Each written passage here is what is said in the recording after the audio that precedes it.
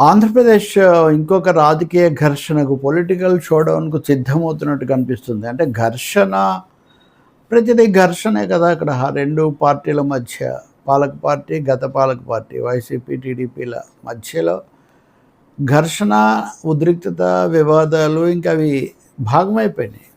ఇప్పుడు మాజీ ముఖ్యమంత్రి జగన్మోహన్ రెడ్డి కర్నూలు పర్యటనకెళ్తాను. అక్కడ పంచలింగాల దగ్గర జైల్లో ఉన్నటువంటి వైసీపీ ఆలూరు శాసనసభ్యుడు విరూపాక్షిని పరామర్శించాలి.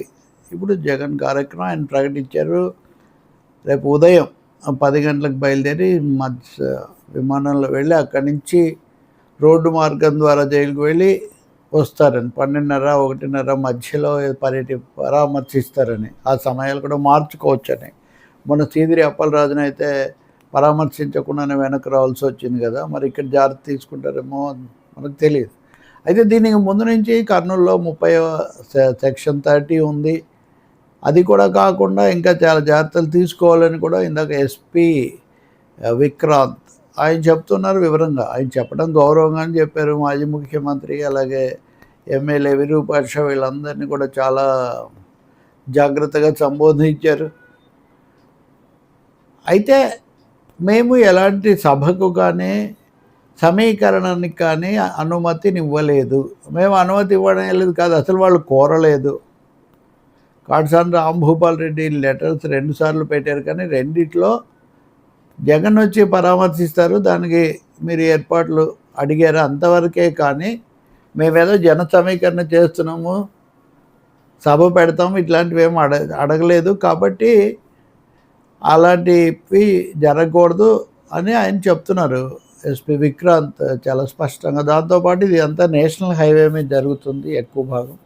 సో నేషనల్ హైవే మీద ఉండే సమస్యలన్నీ ఉంటాయి. అది కూడా కాకుండా కర్నూలు వైద్య సహాయం కోసం ఆంధ్రప్రదేశ్, తెలంగాణ, ఇతర ప్రాంతాల నుంచి వస్తుంటారు. కాబట్టి ఎలాంటి ఆటంకాలు కలగకూడదు అని చెప్తున్నారంటే చాలా స్పష్టంగా 1-2 సార్లు ర్యాలీలు కానీ సమీకరణాలు కానీ జరగకూడదు, అనుమతి కోరలేదు, అనుమతి ఇవ్వలేదు అని. మరి జరిగితే ఏం చేస్తారు? ఎందుకంటే మొన్న మనం చూసాం కదా, విశాఖపట్నం దగ్గర కానీ అంతకుముందు కానీ ప్రతిసారి ఇది ఒక సమస్య అయిపోతుంది. కాబట్టి అలా అవుతుందా అంటే అలా అవ్వకూడదు. అయితే మేము చట్టపరంగా చర్యలు తీసుకుంటాము. పోలీసులు ఉంటారా, భద్రత కల్పిస్తారంటే పోలీసులు అవసరమైన మేరకు ఉంటారు. ఒక లేనివి జరిగితే కూడా దాన్ని చట్టపరంగా చర్యలు తీసుకుంటాం. కాబట్టి ఆయన ఆచితూచి చెప్పినప్పటికీ చాలా స్పష్టంగా ఈ సమీకరణాలు ఇట్లాంటివి జరిగితే మటుకు మేము చట్టపరంగా చర్యలు తీసుకోవడం జరుగుతుందని ఆయన చెప్తున్నారు. ఇప్పటివరకు జగన్ పర్యటనలు కనుక గమనిస్తే ఆయన సాదాసీదాగా వచ్చి వెళ్ళిపోవడం అయితే జరగదు. దాంతోపాటు హైప్, హంగామా అవన్నీ కూడా తప్పకుండా ఉంటాయి. అసలు సందర్భం ఎలా ఉన్నా కానీ సీఎం అని అరిచేవాళ్ళు, జయ జయధ్వానాలు చేసేవాళ్ళు, కేరింతలు కొట్టేవాళ్ళు అందరూ ఉంటారు. ఇది కాకుండా చాలా వివాదాస్పదమైన పోస్టర్లు కొన్ని ప్రదర్శించేవాళ్ళు కూడా ఉంటారు. ఎవరో ప్రదర్శించారంటారు కానీ వాటిని వీళ్ళు ప్రముఖంగా చూపిస్తారు. అది రపారపాన మొన్న అయితే రారాజు అని ఇట్లాంటివి పెట్టారు కదా. ఇంక ఇప్పుడు ఏం చేస్తారో తెలీదు.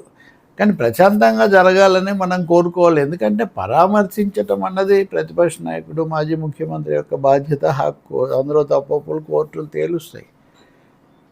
కాబట్టి ఈ యాత్రను అనుమతించి అది ప్రశాంతంగా జరగడానికి దోహదపడాల్సిన బాధ్యత ఇరుపక్షాల మీద ఉంటుంది. అలాగే పోలీసులు కూడా ఈ రాజకీయ ఒత్తిళ్లు, రకరకాల విమర్శలు వీటి ప్రభావం లేకుండా వాళ్ళు చట్ట ప్రకారం శాంతి భద్రతల కోణంలో చేయాల్సింది చేస్తే ప్రశాంతంగా కూడా ముగించుకోవచ్చు దీన్ని. కాదు మళ్ళీ ఇది ఒక వివాదం అయితే మటుకు మళ్ళీ ఇక్కడ కొన్ని ఏమన్నా ఘటనలు, ఘర్షణలు జరిగితే అది మళ్ళీ అవాంఛనీయం అవుతుంది. ఏం జరుగుతుందో మనం చూడాలి. ఇక వరుసగా ఈ పర్యటనలు ఇవన్నీ జరుగుతుంటే, అది కాక రాయలసీమ జిల్లాలకు వెళ్ళటం, కర్నూలు జిల్లాకు వెళ్ళటం, నంద్యాల జిల్లా కిందకు నంద్యాల జిల్లా అధ్యక్షుడు లేఖ రాశారని చెప్తున్నారు.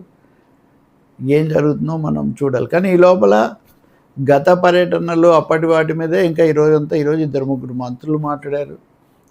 2 అంశాలు ఇక్కడ జగన్ ఈరోజు జరిపిన సమావేశాలు, శాసనసభ సన్నాహాలు, రాజకీయ విమర్శలు, ఇది ఒక భాగం.